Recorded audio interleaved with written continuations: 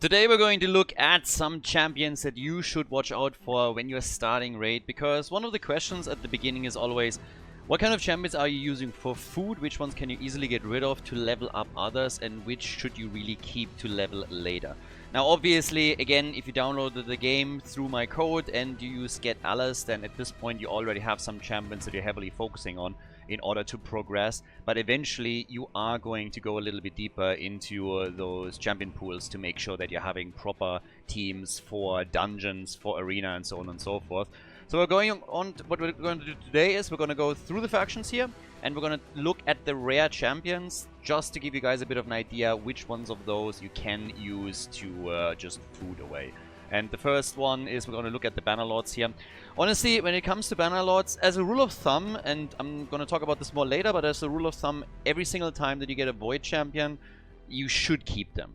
There are a couple of Void champions here where I guess you could use them as food, but a lot of them have niche purposes where in certain compositions you can still use them. But when we're looking at everything else that we have here in the Bannerlords, you can just use all of those as food. There's nothing really worth saving there. One of the main reasons actually why I would save at least the Void champions is because they're pretty difficult to get, and you don't need food champions that heavily. So if you pull one of those, most of them won't play a huge role. I guess one of the exceptions could be, of course, when we're going to Coldheart later and some others.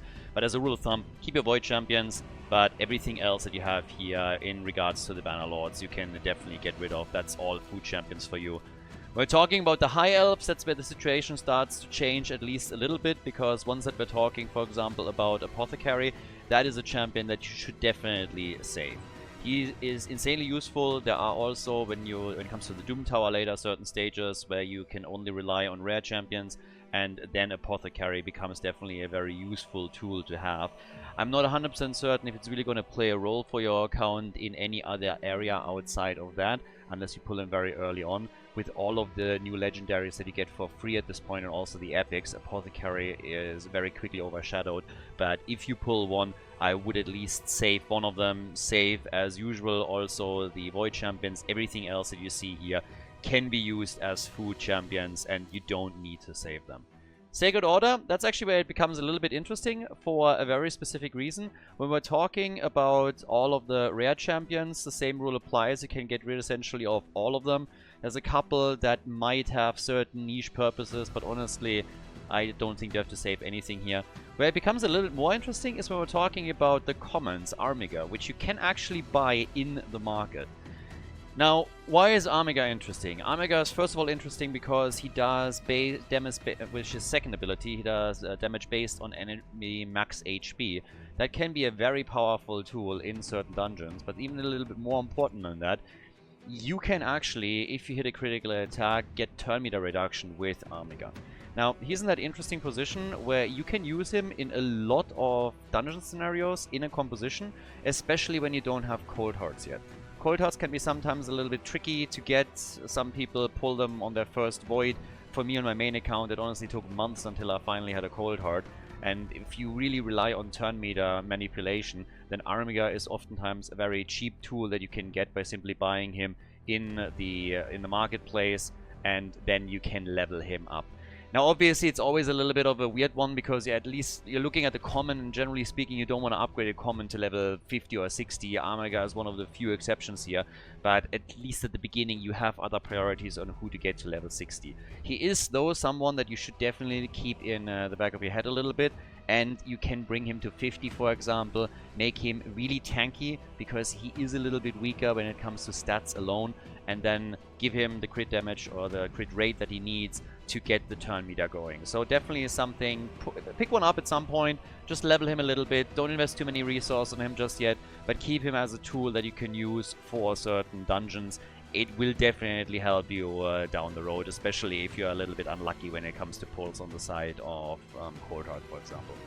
Now, when it comes to the rest here, Soulbound Boyar, that's actually someone that you should probably save. Everything else that we're seeing here, you can get rid of. Now, in a lot of other guides and other people will tell you that you should save a War Maiden. Honestly, don't really see the purpose, especially now that we have Ugo already as an epic champion. War Maiden isn't necessarily needed. Later on, when you're going into those Doom Tower stages where you can only rely on rares, War Maiden might become interesting because she has at least a defense down. But the hero that the champion that you're probably going to be more looking towards, though, is Soulform Warrior. So, again, if you find her, keep one of her at a minimum. War Maiden, if you want, do so. I'm currently, if I get one, I will just easily trade her away. That's a food champion for me for now, especially with the lineup that we are already starting up with. When it comes to the Organ Tribes, basically all of the rares, same rule, just get everything's food. When we're talking about the Voids, keep one, and especially Bellower here is very, very interesting. You can, for example, also see in the reviews that he is very strong for campaign locations, and this is mainly because basically all of his attacks attack all enemies. So he is a champion that you will later maybe just build to get a speed champion for campaign farming. Now, currently, I think with Alice, if I go to 12-3 in Brutal, it takes me roughly half a minute to go through a stage. It's not too bad, it's nothing crazy, but if you're going into a Bellower, for example, you can easily hit that under 10 seconds. You can hit that, I believe, in like 7 seconds, and that can be super powerful. So you have to build them properly. It's not something that you're going to do right away, but it's one of the champions to watch out for, because later on it can make your life a little bit easier, and you can just speed things up for yourself. So Bellower, another one to keep. When we're talking about the Lizard Man, nothing that comes in the rares is worth keeping. Everything is just getting used for food and to level up other champion. We're going over to the Skinwalkers and going into the rare section, and here you basically have the same thing. There are a couple that could be interesting. For example, Gnarlhorn over here has a provoke that he can use, so he can be useful when we're talking specifically about the Doom Tower again. So I will probably keep a Gnarlhorn. You will get a lot of those guys as the game continues, but maybe keep one, level him a little bit, just without putting any resources in. But it can be helpful later in the Doom Tower. There are obviously a couple of other niche ones as well that we haven't really gone too deep into, but we're just trying to hit the broad strokes for now. We're talking about the Orcs. Honestly, nothing really worth keeping when it comes to the rares. The same rule applies. Keep the Voids. At least one of each Void I would keep. Once that you get multiples, you can get rid of them as well. But the other rares, whenever you pull them, this is just essentially food. So, can easily get rid of them. When we're talking about Demon Spawn, there I would basically go for the same rule. There's a couple of heroes here, a couple of champions that are kind of interesting. When we're talking about Abyssal, for example, he can also be used in Doom Tower Rare. But most of these guys you will pull multiple times. I don't think you're going to have any issues here. And right now at the beginning, if you have too many rares, yes, keep an Abyssal around just so that you have him later. But again, you can basically use everything for food here. Where it starts to become a little bit more interesting is once that we're going into the Dark Elves. But here also with the Underthought, Frozen Banshee is something to definitely keep. Frozen Banshee is extremely strong for a lot of dungeons because she applies poison, and she can essentially solo the dragon in the dragon dungeon, for example. And she also is very powerful when we're talking about early combinations for the clan boss. So if you get a Frozen Banshee, definitely keep her. She's oftentimes used in combo with Grave Chill. I personally would not build a Grave Chill. Frozen Banshee alone is already doing the trick for you. Corpulent Cadaver, there are certain pretty cool combos where Cadaver can be interesting for a clan boss, but you need very specific champions in order to make that work, so it's nothing that I would focus on right now. So if you pull one early, I would probably use it as a food champion, but a Frozen Banshee, you definitely want to keep her and use her. Now when it comes to Dark Elves, this is where it also becomes a bit interesting because you definitely want the Cold Heart. So whenever you have an opportunity to get a Cold Heart, definitely make sure that you keep her. With multiple Cold Hearts, you can go through a lot of the stages in the Spider Dungeon, for example, mega quickly. So Cold Heart is definitely one of the big ones to watch out for that you really, really want here. Everything else, when it comes to the rares, you can just trade away. So just use that for food. When we're looking about Night Revenant, so here, Renegade can be useful, but again, already told you, keep at least a Void champion on those. The rest, easily tradable, so when it comes to the rares here, just use them for food champions as well. That leaves us with 3 of the factions. When we're looking at the Dwarves, there are a few that we can talk about, at least a little bit. I personally would trade all of the rares, but Bulwark can be interesting. He's used in a lot of clan boss team compositions, where you can go for really big clan boss damage. You need to go for certain stats and items and speeds to make that work. With a little bit of luck, you will pull better champions before you even need to go for a composition like this. Right now, for most of you with a new account, it's not really achievable. But once that we're getting to a point where this becomes interesting, I'm going to talk about it a bit more in depth. Suffice to say for now, if you have Bulwark, keep one just around.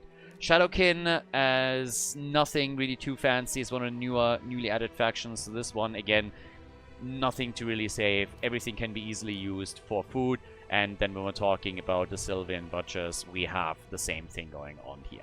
So it gives you a little bit of an overview really quickly about what kind of champions you should keep when it comes to rare champions when you're pulling those. So keep that a bit in mind of what to watch out for. It can be quite tricky at the beginning to really know, hey, what should I invest in? What can I get rid of? Epics, I would always save an epic. But again, when we're talking about what to focus on right now, we already spoke about this quite a lot. Make sure that you're focusing on Alice. When we're talking about the champs here, you can see I ascended her a little bit more. You should by now also have Leminisi and have pulled her. She's someone that I wouldn't invest too much into right now either. You can already see in the reviews, not really an outstanding champion, but she is still legendary that you just pulled. So she is going to be a big part of a lot of the compositions that you're going to be using. But what you really want to try and do right now is just ascend Alice as quickly as you possibly can. Elenarel is also someone that you should probably try and ascend as quickly as possible, amongst other things, because you want to have that HP burn here for the clan boss, amongst other things. It's going to help you a little bit. I'm currently working on also upgrading a few more champions so that I can get Ugo to 50 and then also to 60, so that's going to be a big priority for me. As you can see, I already talked about Shaman. Not really a champion that you want to invest in a lot right now. Ascend her if you have the potions for sure. But again, not really a high priority, and definitely don't fall into the trap that you're dumping all of your resources into her right now. You have much more important champions, namely Alice, namely Ugo, and from there on, then we'll probably also look at the first time 2 pulls for shards, as I've spoken about. So yeah, keep your shards. Don't invest in those just yet. Just collect them as many as you can. And then once we have those time 2 chance pulls, then we're going to go for the ancient shards, for the void shards, for the sacred shards, and we'll see what exactly we're getting. I hope that gave you a bit of an idea of what to focus on in the beginning, what uses food and what might be useful. Again, if you pulled something and you want to have some advice on what to do with it, feel free to post a comment in the comment section. Always happy to help there. And we're going to go with the next videos then deeper and deeper into what to do with Alice, where to progress a little bit more on the dungeon side.